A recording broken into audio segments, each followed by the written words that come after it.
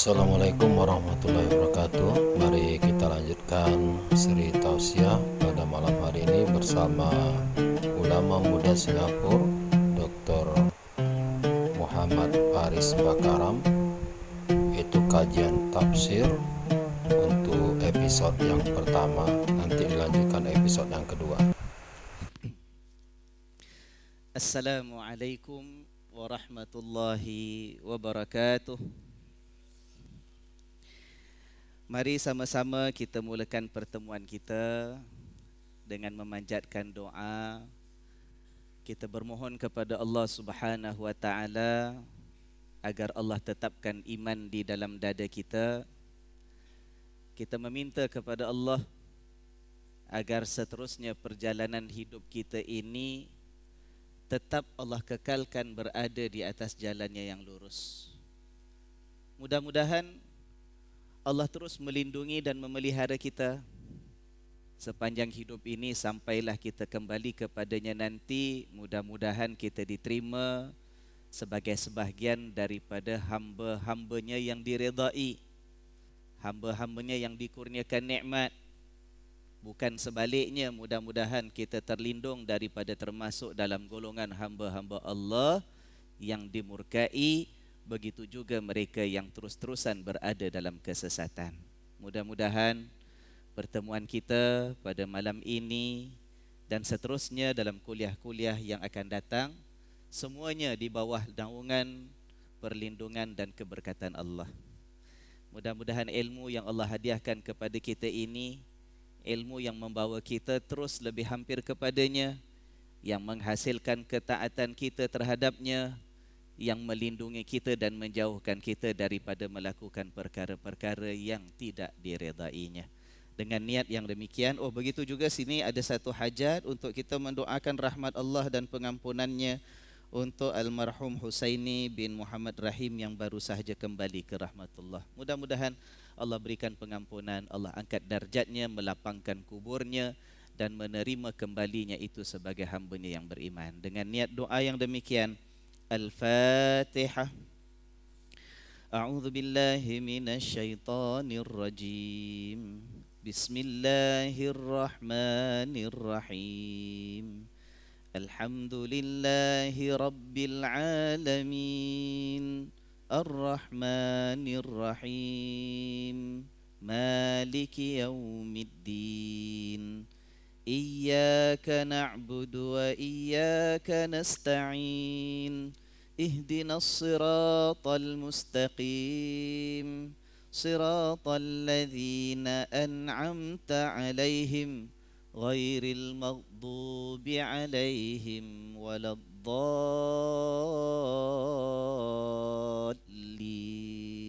Amin. Alhamdulillahi rabbil alamin. Wassalatu wassalamu ala sayyidina Muhammadin asyrafil anbiya'i wal mursalin wa ala alihi wa ashabihi wa tabi'in wa tabi'ihim bi ihsanin ila yaumiddin. Alhamdulillah, segala syukur kita panjatkan kehadrat Allah. Tuan-tuan dan puan-puan sekalian, malam ini Allah kurniakan kita kesempatan bertemu, memulakan kembali kuliah mingguan kita setelah lama kita berehat dan bercuti. Alhamdulillah, yang pergi makan angin dah pun balik, yang bercuti rehat lama tak bekerja dah balik tempat kerja, anak-anak dah mula sekolah. Mudah-mudahan Allah pelihara kita seterusnya. Lama dah kita tak jumpa, lebih kurang berapa lama ya? Sebulan, genap sebulan kan? Sampaikan tadi siang bila saya nak cari apa nak sambung pada malam ni, dah tak ingat dah mana dah kemarin kita berhenti. Lama.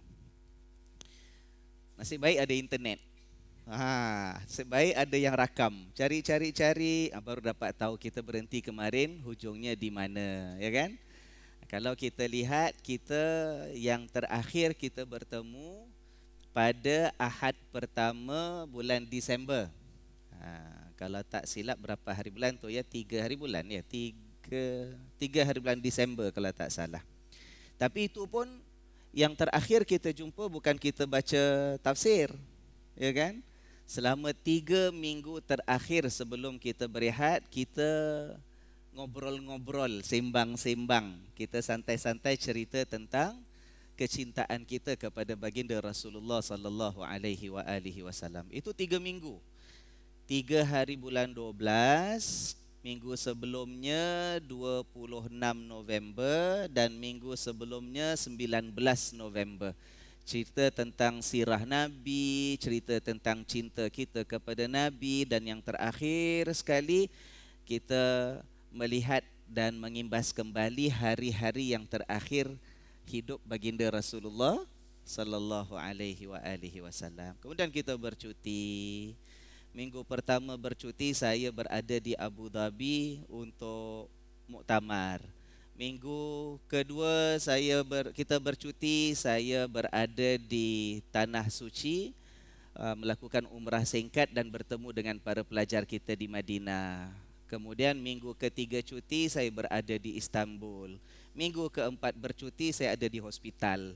Alhamdulillah hari ini dapat kita bertemu kembali. Mudah-mudahan Allah berkati apa sahaja yang Allah kurniakan kepada kita. Kemewahan mungkin, harta yang ada walaupun tak banyak mana, mudah-mudahan barakah. Kesihatan tubuh badan kita walaupun kadang-kadang diuji dengan sedikit penyakit, namun tetap barakah. Ya, umur kita walaupun tak panjang mana, walaupun kita sedar dan kita insafi bahawa ada sahaja kemungkinan bahawa malam ini kita celik mata, lalu kita tidur pejam mata, mungkin itulah kali terakhir, tak celik-celik lagi, bangun-bangun dah hari kiamat. Wallahu a'lam. Namun mudah-mudahan umur yang sementara ini pun penuh dengan barakahnya. Amin ya rabbal alamin. Ya. Baik tuan-tuan dan puan-puan sekalian, ini kalau cikgu nak test murid-murid ni yang dah dikasih cuti 1 bulan ni, kemarin yang terakhir kita baca mana agak-agak, ingat tak? Surah apa? Surah Hud, alhamdulillah. Kali terakhir kita bincang tentang kisah Nabi apa? Nabi Nuh. Kisah tentang bahtera kan? Ya. Itu dalam surah Hud. Mari kita perhatikan sama-sama ya. Kita baca kemarin sampai ayat 45, 46, 47, 48. Ya kan? Itu kisah Nabi Nuh dalam surah Hud juz yang ke-12. Nah, yakni Allah, in antum illa muftarun, kamu itu tidak lain hanyalah mereka-reka pendustaan. Maknanya kaumnya Hud, yaitu yang namanya kaum Ad, mereka merupakan orang yang tak sembah Allah dengan macam-macam dalil hujah kepercayaan mereka yang bukan-bukan. Kalau kita baca riwayat-riwayat yang dicatat oleh para ulama, mereka ini merupakan satu kaum yang sembah berhala, tidak percaya kepada Allah. Ya. Padahal kalau kita lihat kaum Hud ini kaum Ad ini merupakan kaum yang hidup selepas Nabi Nuh. Malah banyak riwayat mengatakan mereka ini sebenarnya daripada keturunan yang sebahagiannya Nabi Nuh punya juga. Kan yang diselamatkan oleh Allah ada beberapa orang dalam banjir besar yang kita baca kemarin. Nah, itu yang kita katakan kemarin. Tidak ada jaminan, tidak otomatik kalau seorang insan itu beriman macam mana pun dengan Tuhannya, bahawa keturunannya semuanya akan turut beriman kepada Allah. Ya kan? Nabi Nuh diselamatkan oleh Allah. Begitu juga satu golongan yang tidak ramai daripada kaum Nabi Nuh diselamatkan oleh Allah. Yang lain habis dihancurkan kerana kedegilan mereka kemarin. Tapi yang terpilih ini, yang sedikit ini, yang nampak benarnya dakwah Nabi Nuh, yang melihat sendiri bagaimana kaum mereka dihancurkan oleh Allah dalam banjir besar itu. Nah, daripada keturunan mereka lahirnya satu kaum yang sampai menyembah berhala, tidak percaya kepada Allah. Ya kan? Pengajaran kepada kita ialah kita berusaha. Pastikan seberapa boleh anak kita adalah orang yang beriman seperti kita. Pastikan seberapa boleh anak kita juga punya keinginan untuk memahami agamanya seperti mana kita berusaha untuk terus memahami dan mendalami agama Allah.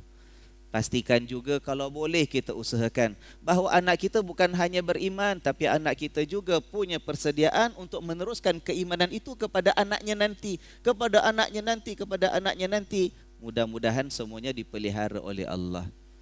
Namun dalam masa yang sama kita sedar, kita ni lemah, kan?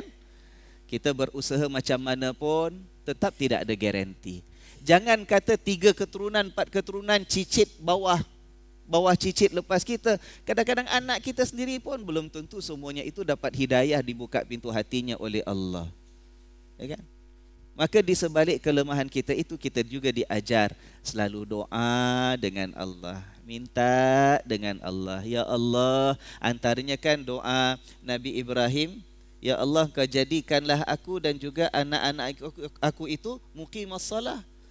Ya Allah, Kau jadikan aku dan zuriat ke aku juga orang-orang yang mendirikan salat. Sebab kita ini boleh hanya mengajar anak kita supaya dia pandai salat. Dia salat ke tidak? Kita tak punya kuasa kadang-kadang. Waktu dia kecil, boleh kita paksa, boleh kita marah, boleh kita pukul. Dia buat kerana takutkan kita. Tapi bila kita tidak ada, kalau bukan dengan hidayah daripada Allah, maka sebab itu jangan sombong dengan Tuhan. Kita diajar doa kepada Allah supaya keturunan kita juga dirikan salat, keturunan kita juga beriman dengan Allah, ya. Begitulah kisah Ad ini yang dikatakan oleh Allah Subhanahu wa taala bahawa sembahan-sembahan mereka itu in antum illa qaumun illa muftarun. Kamu tu hanya mereka-reka mencipta-ciptakan pembohongan kepada penyembahan kamu itu. Padahal berhala tak boleh buat apa-apa. Kamu percaya dia boleh ada kuasa. Kamu tak percaya pada Allah Tuhan yang sebenarnya. Kamu kata itu tipu, itu tidak ada bukti. Padahal kamu daripada keturunan Nabi Nuh. Kamu dengar cerita daripada bapa kamu, daripada datuk kamu, dari moyang kamu dahulu. Pernah berlaku balak sampai diturunkan oleh Allah kepada mereka yang tidak beriman. Kamu mereka-reka pembohongan dan pendustaan terhadap Tuhan. Baik, kemudian dalam ayat yang berikutnya, ayat 51, ya qaumi la as'alukum alaihi ajra. Macam Nabi Nuh kata juga pada kaumnya. Nabi Hud kata apa? Wahai kaumku, aku tak minta apa-apa upahlah daripada kalian. Aku tak untung apa pun kalau kalian ini nak beriman kepada Allah. Tak rugi apa pun kalau kalian ini tidak mahu beriman. Sebab apa? Sebab harapan balasan kepada apa yang aku lakukan ini bukan pada kalian. La as'alukum alaihi ajra. In ajriya illa ala alladhi fatarani. Balasan yang aku harapkan hanyalah daripada Tuhan yang telah menjadikan aku. Afala ta'qilun. Apakah kamu tidak mahu berakal dan berfikir? Jadi yang pertama tadi dalam ayat 50, Nabi Hud bercerita dan bercakap kepada kaumnya tentang Allah. Ya kan? Sembahlah kamu kepada Allah. Kamu tak ada Tuhan lain daripada Allah. Yang kamu sembah yang lain ni semua pembohongan, pendustaan semata-mata. Itu yang bahagian pertama ayat 50. Bahagian kedua ayat 51 tentang dirinya Nabi Nuh. Aku ni pula siapa? Aku ini adalah seorang yang jalankan tugas. Aku mengajak kalian dan I have no any personal interest. I don't gain anything. Saya tak ada untung harapkan apa-apa daripada kalian. Tidak, saya jalankan tugas. Sebab ini diperintahkan oleh Allah. Yang saya harapkan ialah balasan daripada dia semata-mata. Kamu fikirkanlah. Ya kan? Masih nak menolak kenapa? Masih nak degil kenapa? Jadi bahagian pertama, ajak beriman kepada Allah. Bahagian kedua, make a stand. Tegaskan pendirian bahawa saya ini menjalankan tugas kerana Allah. Bahagian ketiga, disambung pula, wa ya qaumi astaghfiru rabbakum. Wahai kaumku, mohonlah pengampunan daripada Tuhanmu. Bahagian ketiga ialah kamu wahai kaumku.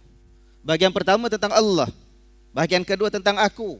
Bahagian ketiga kamu itu sendiri yang telah terus lemas dalam kejahilan, dalam kesesatan, menyembah yang tidak berkuasa, meninggalkan Tuhan yang sebenar-benarnya. Minta ampun dengan Allah. Sudahlah. Mudah-mudahan Allah ampunkan. Semua itu satu kesalahan, kesesatan dan kejahilan semata-mata. Wa ya qaumi astaghfiru rabbakum. Wahai kaumku, mohon ampun kepada Tuhanmu.